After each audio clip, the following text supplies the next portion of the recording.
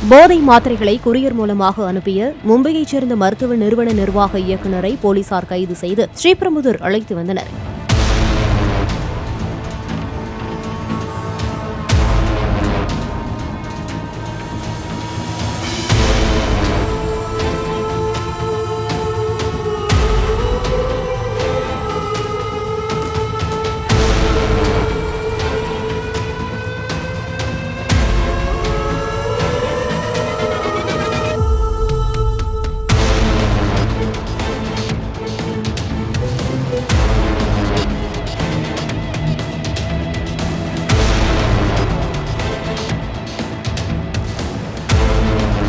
போதை மாத்திரை விற்பனையில் ஏற்கனவே கைது செய்யப்பட்ட 3 பேரிடம் நடத்தப்பட்ட விசாரணையில் கொரியரில் போதைப் பொருட்களை வரவழைத்து விற்று வந்தது தெரியவந்தது.